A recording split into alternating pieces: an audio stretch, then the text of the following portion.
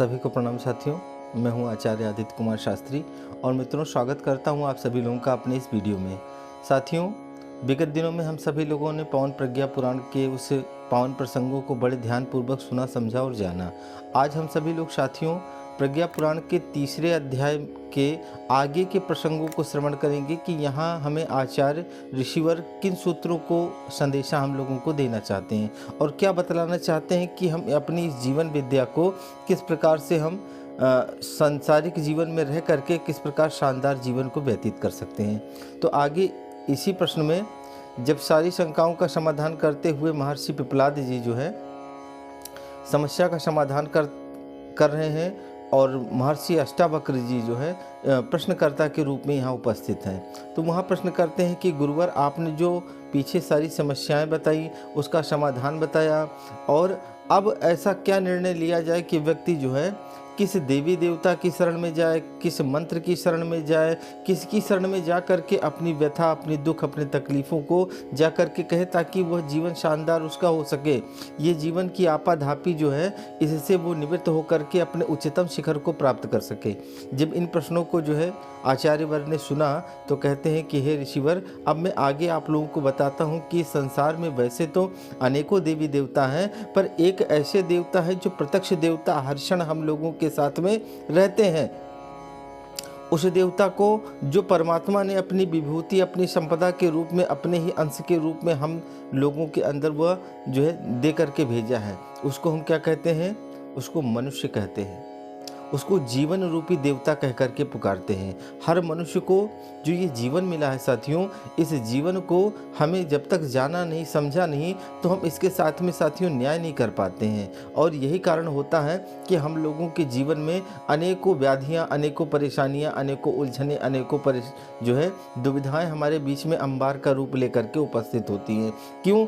आज तक हम लोगों को अनेकों चीज़ों के बारे में तो हमें जो है पढ़ाया गया। हमारे शिक्षकों ने हम लोगों को जो है हिंदी, अंग्रेजी, भूगोल, विज्ञान, हमें जो है वो अंतरिक्ष से लेकर के और भूगर्भ में रहने वाले वो तमाम तथ्यों को हम लोगों ने जान लिया, लेकिन ये मानव जैसा देह हम लोगों को मिला, इसके विषय में हमें अभी तक किसी ने हमें अवगत नहीं कराया। और यही कारण है कि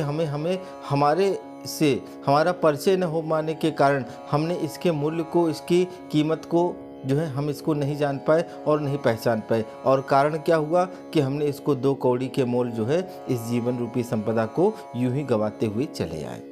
तो आगे आचार्य इसी बात को समझाते हैं, कहते हैं कि हे मनुष्यों, आप तो उस परमात्मा के राजकुमार हो, उनकी जो है सर्वश्रेष्ठ कृति हो, और तुम इस संसार सागर में आकर के और उस परमात्मा के राजकुमार होकर के और तुम भी अगर दुखी दैन्य में जीवन यदि यापन कर रहे हो तो तुम जो है इससे बड़ा दुर्भाग्य और क्या हो सकता है। कारण तो क्या है कि हमसे हमारा परिचय नहीं हो पाया। हमारी कुछ गलतियां, हमारी कुछ भूल, हमारी कुछ भ्रांतियां ऐसी हैं जो जीवन में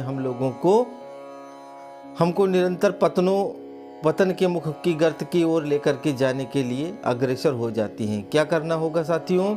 सर्वप्रथम कहते हैं आचार्य कि पहले अपने जीवन को जानना होगा, स्वयं को जानना होगा और अपने जीवन के जो वो छिद्र हैं उन छिद्रों को हमें जो है बंद करना होगा, जहाँ से वो प्राण ऊर्जा हमारी बाहर की ओर निकलती चली जा रही है, जिसकी वजह से हमारे अंदर के जो है वो प्राण तत्व हम भीतर से कमज़ोर, निर्बल और असहाय होते चले जा रहे हैं, जिसकी वजह से हमारी जो जीवटता है, हमारे अंदर का जो पराक्रम है, हमारे अंदर का जो सहनशीलता है, हमारे अंदर की जो बुद्धिमत्ता है, ये सारी चीज़ें धीरे धीरे क्षरण होती चली जा रही है और हम अपने आप को खोखला जो है भीतर से साथियों महसूस कर पा रहे हैं। कारण सिर्फ इतना ही है कि हम अपने ऊपर नियंत्रण, हमारा स्वयं के ऊपर हमारा नियंत्रण नहीं है। हमें क्या करना है? अपने जीवन को मित्रों संयमित करने की आवश्यकता है। यदि हमने अपने जीवन को साध लिया, अपने जीवन को संयमित कर लिया, तो हम अपने जीवन में बहुत कुछ जो है श्रेष्ठ कर पाएंगे। तो आचार्य इस विषय को समझाते हुए कहते हैं कि सर्वप्रथम मनुष्य को जो सबसे पहली आवश्यकता है वो क्या है? तो कहते हैं कि व्यक्ति को अपने आहार संयम करना चाहिए। आहार संयम की ओर आचार्य बतलाते हैं और कहते हैं कि आज मनुष्य की जो भी हारी बीमारी जो उसके जीवन में संकटों का रूप धारण करके उपलब्ध है, उसके पीछे मित्रों कोई दूसरा कारण नहीं है, सिर्फ उसके व्यक्ति के अंदर का उसका खान पान ही अस्वस्थ हो गया है, अशुद्ध हो गया है। आज जो व्यक्ति को जो नहीं खाना चाहिए वही खा रहा है, जो नहीं पीना चाहिए वही पी रहा है, जहाँ नहीं जाना चाहिए वहीं जा रहा है, जो नहीं देखना चाहिए वही देख रहा है। उसी का परिणाम है कि आज जीवन में जो नहीं घटित होना चाहिए, आज छोटे छोटे बच्चों को डायबिटीज़ जैसी बीमारियां हो रही हैं, छोटे छोटे बच्चों को वो हार्ट अटैक जैसी समस्याएं हो रही हैं, छोटे छोटे बच्चों को डिप्रेशन में अवसाद में आते हुए लोगों को देखा गया।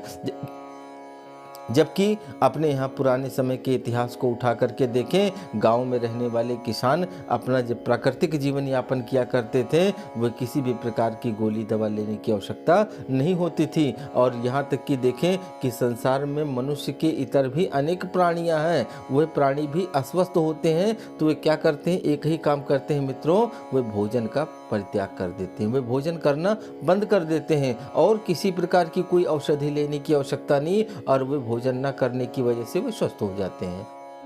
पर आज मनुष्य क्या है कि मनुष्य सुबह सो करके उठने से लेकर के और रात्रि शयन करने तक व्यक्ति के जो है वो मुख चल ही रहा है, वो कुछ ना कुछ खा ही रहा है, कुछ ना कुछ ग्रहण ही कर रहा है। तो एक तो हम अपने इस शरीर को जो है अभक्ष भक्षण के रूप में कुछ ना कुछ जो देते रहते हैं, यह एक बड़ी बीमारी का कारण है, एक बड़ी समस्या का कारण है। क्यों? हमने यदि मित्रों अपने आहार को संयमित नहीं किया तो हमारा विचार कभी सुंदर नहीं हो सकता है, क्योंकि आहार से ही जो है यह मुख जो है हमारा, यह मुख हमारा दो काम करता है मित्रों।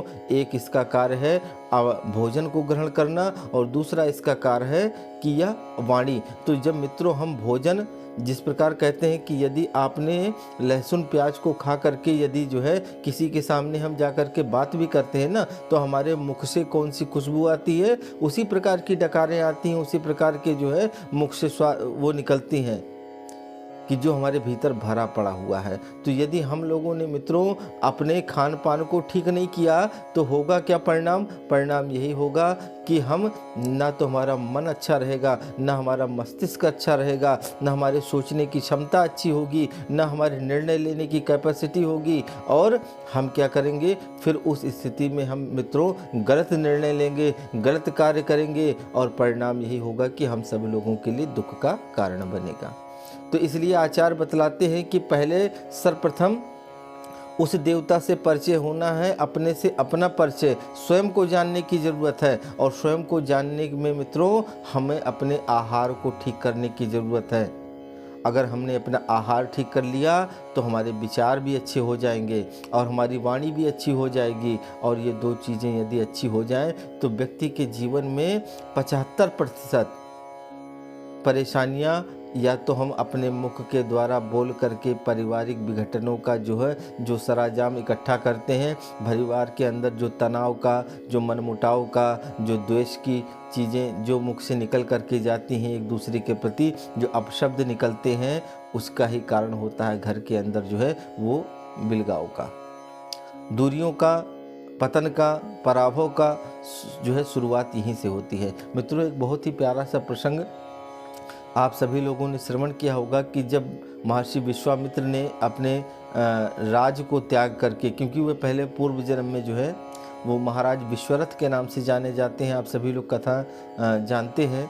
तो कहते हैं कि महाराज विश्वरथ जब उन्होंने वशिष्ठ जी के आश्रम में जा कर के और उस ब्रह्म विद्या को जाना, उस गायत्री को पहचाना, तो उन्होंने संकल्प लिया कि आज से मैं जो है उस ब्रह्म की उपासना में, गायत्री की उपासना में मैं लगूंगा। उन्होंने कठोर साधना करी मित्रों, कठोर साधना करी, और इतनी सामर्थ्य आ गई कि एक नए युग का निर्माण, एक नए स्वर्ग का निर्माण करने की क्षमता विकसित हो गई उनके भीतर। और वे अपनी साधना में, तो कहते हैं कि जब उनकी साधना को देखा तो देवराज इंद्र इत्यादि भी जो है ना, वे घबराए, डरे कि महर्षि विश्वामित्र इतनी बड़ी साधना कर रहे हैं और इस साधना के बदले यदि वे परमात्मा से यदि स्वर्ग की संपदा को भी मांगते हैं तो वो भी परमात्मा इन्हें देने के लिए विवश हो जाएगा, क्योंकि इनकी साधना बड़ी प्रचंड है।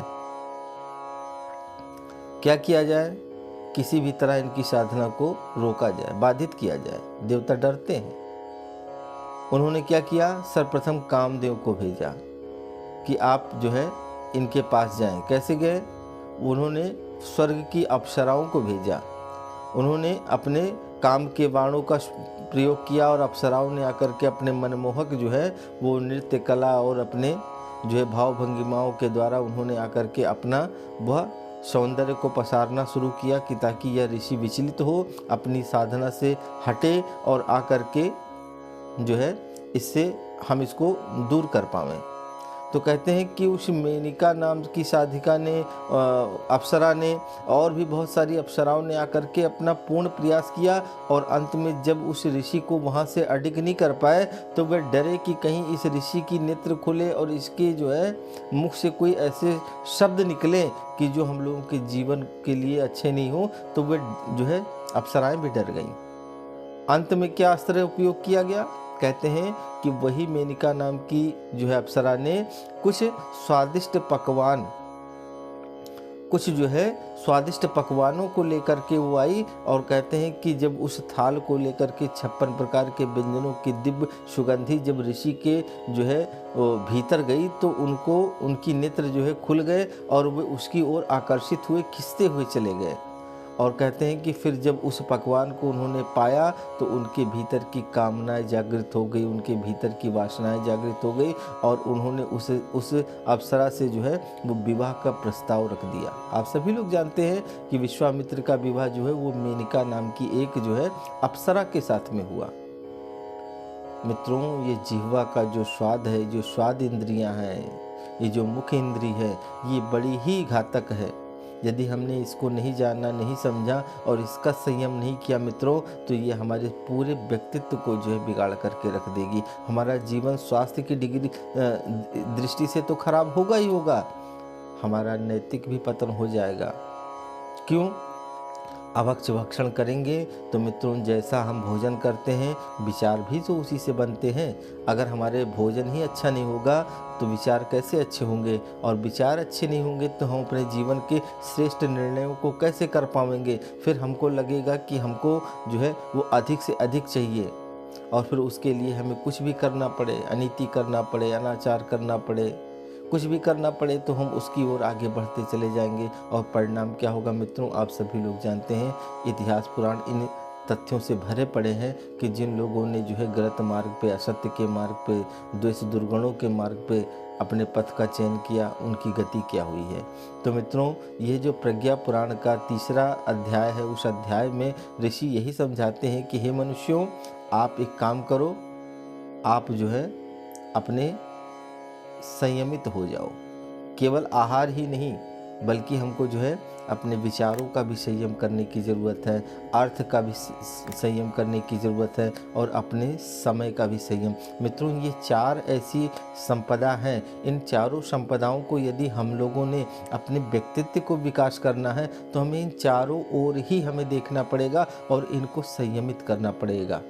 अगर हमने इनको साध लिया तो यह जीवन रूपी देवता ही आपको सब कुछ देने में सामर्थ्य है। जो आप कल्पना करेंगे, यह कल्प वृक्ष की भांति, यह कामधेनु की भांति, यह पारस मणि की भांति, यह जीवन रूपी देवता ही आपको वो सारी विभूतियाँ, सारी संपदाएं, सारी लौकिक और पारलौकिक सब कुछ देने में यह सक्षम है। किंतु इसको पहले हमें संवारना होगा, इसका श्रृंगार करना पड़ेगा, इसको समझना होगा, इसको जानना होगा। अगर हम ये कर पाते हैं तो ऋषि की लिखी वो बातें मित्रों हम लोगों के जीवन में यथार्थ रूप से घटित होती हैं और हम वह प्रज्ञा पुराण के दिव्य वचनों को सुन करके अपने जीवन को हम सार्थक कर पाते हैं और वास्तव में यह पुराण के सुनने का फल प्राप्त हो पाता है। तो साथियों, ये ऋषि के वचन हैं और हमें इसे ध्यान रखना चाहिए। एक छोटा सा प्रसंग बता करके अपनी वाणी को विराम दूंगा। एक बार कहते हैं कि 2 ऋषि जो है वो जंगल में यात्रा करते हुए जा रहे थे। गए तो जाते जाते थक गए तो एक वृक्ष के नीचे आकर के बैठे, कुछ समय उसी के नीचे विश्राम किया और विश्राम करने के बाद में फिर आगे यात्रा पे चले गए। कुछ समय के बाद में जब उस रास्ते से गए तो कुछ समय बाद दोबारा फिर उसी रास्ते पे आना हुआ। साल 2 साल 4 साल बाद जब ऋषि दोबारा से उस रास्ते पे आए तो उनको याद आया कि अरे भाई, पिछली बार जब हम लोग आए थे तो इसी वृक्ष के नीचे बैठ करके, किंतु यहाँ तो कोई वृक्ष दिखाई नहीं पड़ रहा है। देखा तो एक सूखा सा जो है उजड़ा हुआ वृक्ष, बल्कि टूटा हुआ, उसकी जड़ें भी नहीं रह गई थी और बिल्कुल जो है वो जीर्ण शीर्ण अवस्था में वो पड़ा हुआ। उस वृक्ष से पूछा, भैया ये तुम्हारी स्थिति कैसे हुई?